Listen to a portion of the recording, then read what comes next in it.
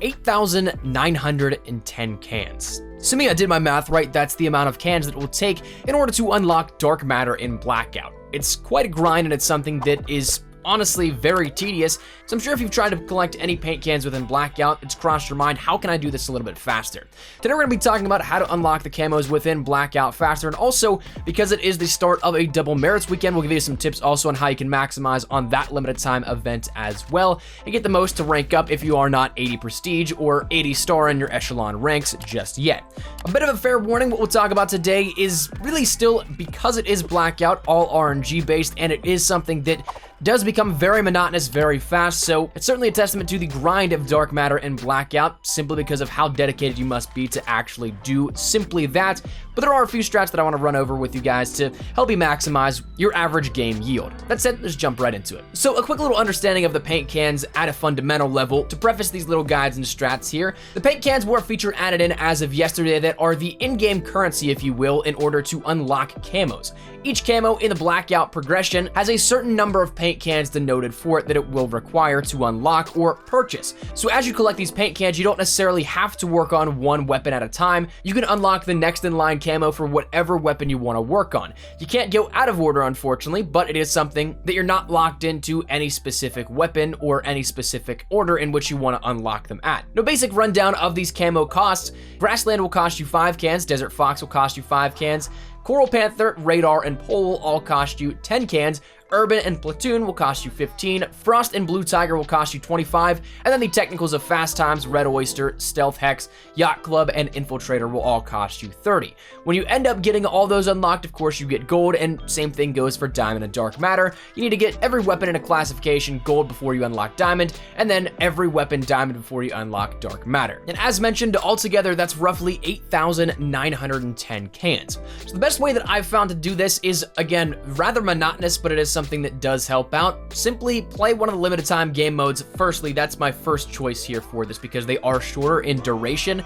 and they also end up, in at least Ambush's case, having a zone already laid out by the time you drop in, and therefore you know a little bit of how far you can go away.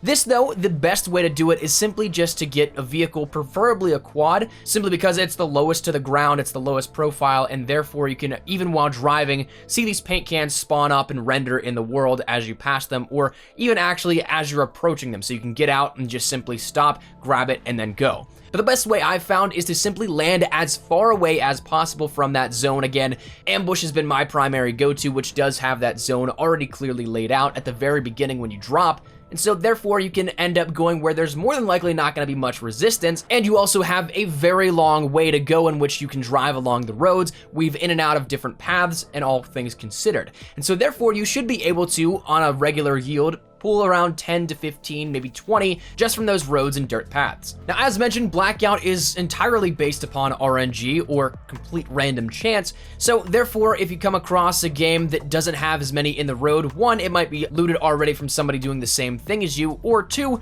there just might not be as many spawns. I know that I've seen footage of some of my friends even pulling 20, 30, sometimes even higher than that cans a game, just by doing simply that same method of driving around on the dirt paths in a quad.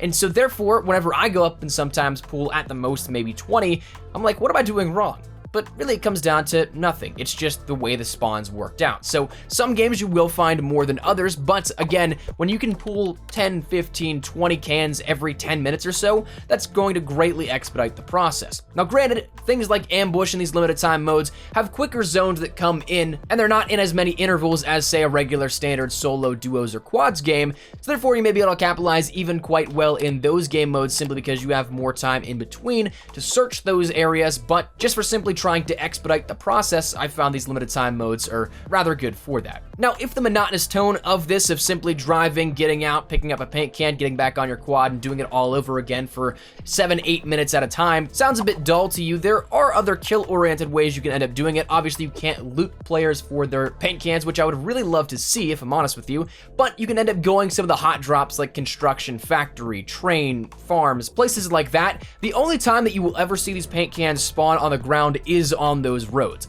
So therefore, when you think of places that have, say, more office and propped up items, like a desk, like a pallet stack, or like a sign of some sort, those are your best options and where you could probably find them. So while it's not guaranteed to have as many, there still is a decent amount that will also keep you in the action. Now, unfortunately though, even if you can keep up a modest 10 cans on average, that's something that's still gonna take you quite a while, because if you do the math here with that one, if you play simply just the limited time modes that last about 10 minutes or so, that's gonna be roughly 60 cans every hour. Now, again, we come back to that total of 8,910 for dark matter. Divide that by 60, that's 148 and a half hours, or roughly just over 6 days of in-game playtime. So, as it stands right now, the system is not what I would think is ideal. Again, it does take out the random chance factor, and you have something you can consistently work on rather than going for headshots for a gun you may never find or anything like that. I still hope there is a little bit of an adjustment here to how this ends up working. My suggestion here that we threw out yesterday in the video talking about it and detailing the system as a whole was do something like a can rewarded for every single kill, or if you don't want to give them away that quickly, 1 can every headshot or so. But then also make them lootable off a dead body or a dead stash so that late game you can still be rewarded, and it encourages that push towards engagements late game rather than just, say, sitting in a corner. And maybe also reward some stuff for bonuses like, again, top 10, top 5, or even win bonuses in terms of cans. I think that would be something that would greatly mitigate the insane amount of time that you have to put forward to this, because like we talked about also, I truly know for a fact that I would be able to get dark matter in way less than 6 days on a rough average of earn rates, but that's something that I'm really wanting to go on the grind for dark matter. I think it'd be awesome to have it on Blackout weapons, but it is also something that sheer amount of time that needs to be put in, and that sheer amount of time doing something that truthfully isn't the most enjoyable thing in Blackout. I'd say getting kills and winning is more exciting than driving around the desert looking for paint cans, but I feel like if there was an extra layer of reward, it would make it a little less daunting. But all in all, if you want to grind out right now, assuming it is not adjusted in the next couple of days, this is without a doubt the easiest method to get as many cans as possible. If you do hot drop and go from looting to simply playing the game how it's meant to be, you're not going to come across paint cans all that many times, and you'll maybe say finish with maybe 5 or so at the end of a game. So doing this, unfortunately, is again monotonous, kind of boring, and isn't exactly how Blackout was intended to be played, but it is something that will expedite the process. In terms of ranking up and taking advantage of this double merits event going on this weekend, there's a couple of different things I could suggest here again, but to give it a little bit more focus, the first thing we'll talk about is briefly the limited time modes within Blackout. Ambush on PlayStation 4 right now is out, and Down But Not Out is on Xbox One and PC. Both are absolute kill frenzies if you play them right. Down But Not Out I think might be a little bit better here for this one, but it is something that with the zones all making consistent pushes to the very end game, it becomes very hectic. There's plenty of time for late game heroics and things like that, so you can end up doing a lot with it, and it's a ton of fun.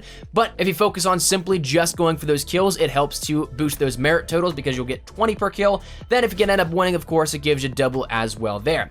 Outside of the limited time modes, I'd simply just say to, well, grab your squad of friends and play some quads. Solos and duos are absolutely fantastic if you trust your partner enough in duos and you trust yourself enough in solos, but quads offers up so much more of a level of communication that really does help win games. I think that quads, honestly, having played a lot of those recently, become greatly easier because of the number of players you have to utilize and help you out. I don't have it offhand, but I do know for a fact that my win percentage in quads is way higher than solos and duos because of that. It is something that if you grab your squad, you do know how to talk and communicate the map, the coordinates of where enemies are, and you have even just a decent shot, you'll be able to pull off victories left, right, and center. So those, of course, reward you with double merits as well, which is a great help. So you end up combining that plus kills, you're on your way to a very nice earning game. The final thing to really round out the earnings for merits comes down to your challenges. There may be some that you're very close to that may even be those third tier of challenges, which reward you greatly. I'm talking upwards of 150 merits just for that. You'll end up getting those doubled as well. So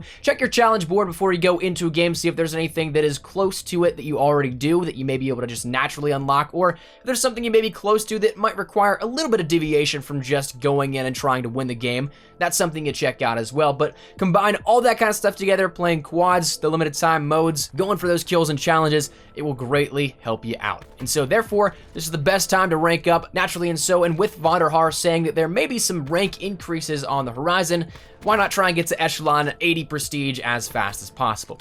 That said, that's where we're going to wrap it up. I want to give you guys some tips here on the new Blackout stuff, not only in the way of camos, but also maximizing your return on investment here with this weekend event going on for double merits. But that said, that's where we're going to wrap it up. So let me know your thoughts in the comment section down below. What do you guys think of this here? Do you think that it's a little too monotonous to get these paint cans and how they're currently only available by randomly looting them, or is it something you're completely fine with it? Whatever it may be, and is there anything that you're looking forward to here hitting a rank or so out of this double merit event? Let me know your thoughts in the comments down below, but hopefully enjoy the video. If you did, make sure you drop a like down below, and of course, if you are new to the channel, make sure you guys subscribe so you don't miss a single thing regarding all things Black Ops 4, multiplayer, Blackout, zombies. We got you covered the best of updates, news, information, tips, tricks, all that good stuff. So if any of that interests you, hit that subscribe button so you don't miss a single thing. If you guys also want to follow me over on Twitter and Instagram, those are the best places to get connected outside of YouTube. Practically live on both those. So if you guys want to strike up a conversation, ask me a question, whatever it may be, that link is down there in the description below. Well, let's head out of the way. Thank you guys all so much for watching. My name is Espresso. I'll see you guys later. Take care and peace.